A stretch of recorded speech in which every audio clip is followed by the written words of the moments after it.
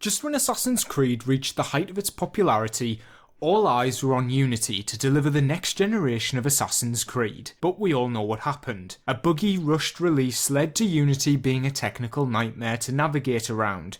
Not just a poorly optimised PC port, but a game that was being stretched to its limits to perform on the Xbox One and PS4. The launch of Unity became the game's defining characteristic.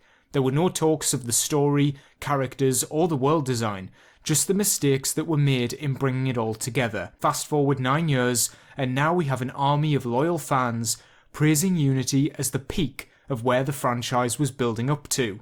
We yearn for those slick animations, graphical fidelity, and densely packed open worlds, with fun and exciting traversal at its forefront. I was only 13 years old when Assassin's Creed Unity first came out. At that time, I had a YouTube channel. I did one video where I talked about Unity's 1.5 update, and I retrospectively looked back on how I felt about the game, and it's like a totally different person talking. So I'm going to play you a clip of my thoughts back in March of 2015, reminiscing over my time in Assassin's Creed Unity.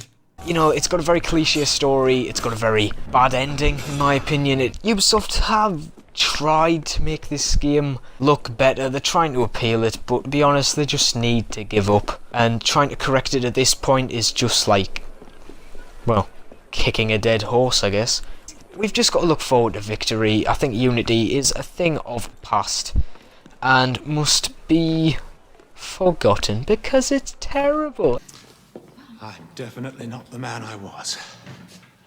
Thank goodness. I was a very clearly impressionistic 13-year-old because I gave in to all of the negativity surrounding Unity and overlooked nearly every positive factor that the game had. Because of all the bugs, the crashes, the countless YouTube videos laughing at the technical mishaps of the game, that impacted the way I viewed everything in the game, the way I viewed the story, the way I viewed the gameplay. And yet, I tell you what, there's never been a time when I've never gone back to Unity just to roam around the world of Paris, just to explore, and because I enjoy the parkour systems, I enjoy the combat so much, I keep finding myself coming back to it. I think we were all completely blindsided by the negativity, and Unity was always a good game. So let's address the criticisms Unity had at the time, not the technical issues, as those are now mostly a thing of the past, but the genuine issues people had and would still have if they played it today, and see if we're truly just blinded by the overwhelming negativity at launch, or if the newer games have simply made us nostalgic for a more traditional entry.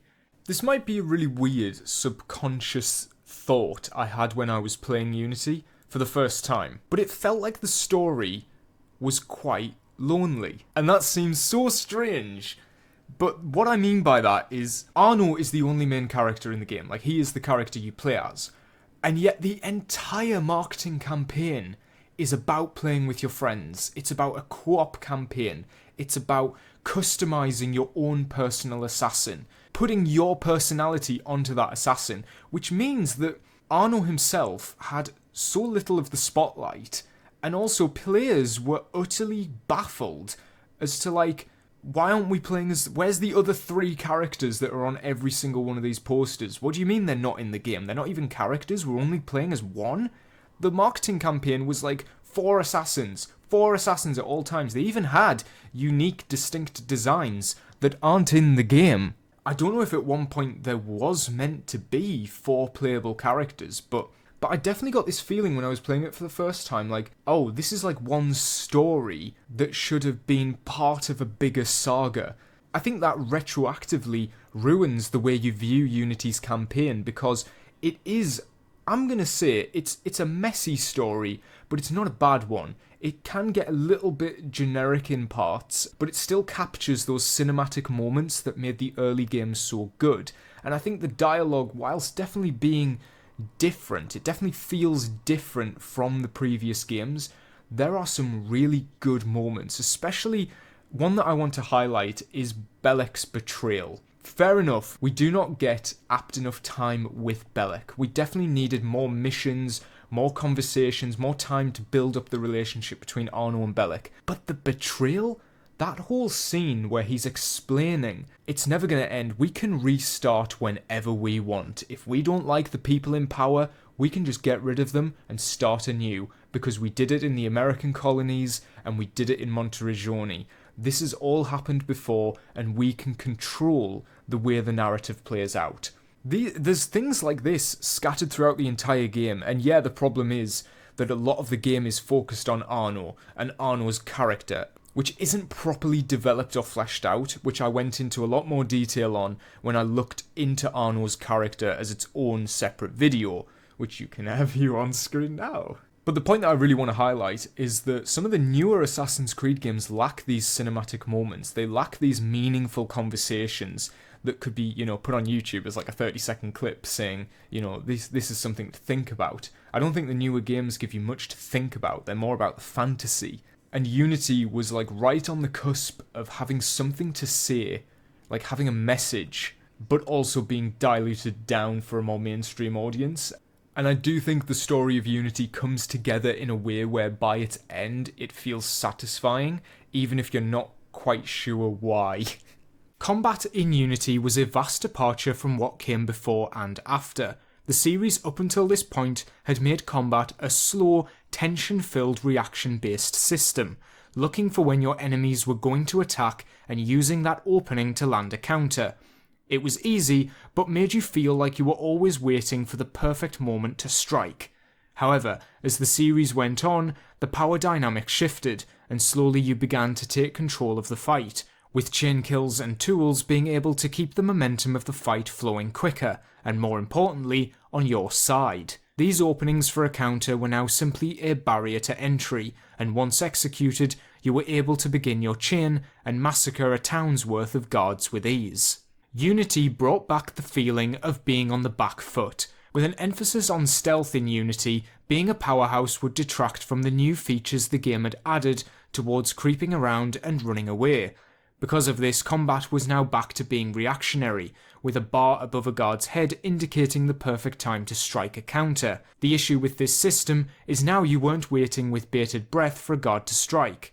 The next generation of consoles allowed for tens of guards to be on screen at a time, and engaging with the player, meaning you would need to counter fast and furiously, with expert timing in a struggle to keep yourself on top.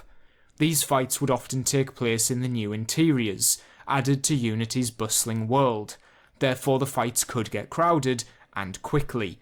You were unable to dispose of guards as quickly as they arrived, which naturally led to clutter on the screen and lag. Lag that led to controller breaking mistimings and lots of cheated kills taken from you. Your health also depleted at a quicker rate, with no healing over time either. You needed medicine or you would die incredibly quickly. I think this system worked well at discouraging combat and prioritising a stealthier approach. However, when in co-op missions, if one player got caught by the game's sketchy detection system, all hell would break loose, and at this point you just need to power through running around, dodging and panicking as all of France chases you down. Personally, I feel like the combat was made less fair, which is a good thing. Being on the back foot is how Assassin's Creed should feel. You're not a one-man army, you're a sneaky boy trying to avoid being compromised. However, I can agree that Unity cannot handle what to do when you're seen. The guards will turn into World War Z zombies, and the game doesn't provide a satisfying way of going back to the status quo once you've been caught. If you're indoors, you'll need to fight. I still think this combat system works. There's a reason a modified version was brought back in Mirage. I certainly prefer it to whatever Syndicate's weird sped-up Arkham thing was going for.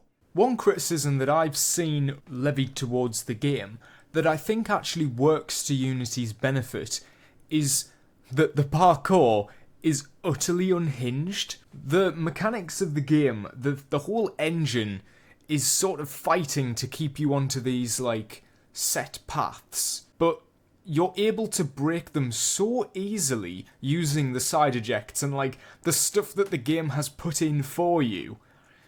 It breaks its own game, and it ends up working to the game's benefit, because in Unity you can do anything. You can jump vast distances in a single bound, but it ends up being more fun because you can explore the world of Paris at such a momentum and with so much freedom that it doesn't feel like you're being restricted. I mean, look at Assassin's Creed Mirage. Recently, Assassin's Creed Mirage added an update that let you use side ejects and back ejects, and it totally changed the way that game feels. Before that patch, the entire game was like running in straight lines. So you couldn't change your trajectory, you couldn't change the way that you wanted to traverse the open world. The world of Mirage is like, it's built for you to navigate. The whole thing is set on very particular paths that it wants you to follow to get to an objective in the fastest and flashiest way. Unity didn't need to design the world with routes in mind. It designed the world so that you could choose the route you wanted to take, and any which way, vertically or horizontally, was up to you. One thing that was overwhelming for players was the first time they looked at the map. There's a chest of varying rarities, Paris stories, cockades, murder mysteries, Nostradamus enigmas, and buildings to be renovated. The map is a complete clusterfuck, and I think this is down to whoever designed that map UI, because I'm going to argue that in-game it doesn't feel cluttered at all. It's not like every time you turn a corner you're being harassed with 30 different missions. I'd argue that the content matches the size of the map and is spaced out accordingly. It just looks overwhelming when you see it all in context of the location. Are there too many Paris stories? Yes. At least you can't say Unity doesn't take advantage of its world and fills it full of content to keep you busy within an area that's big but not huge, and still feels manageable to complete. Assassin's Creed Unity is by far the most ambitious and passionate game in the series. You can see the amount of effort that went into it.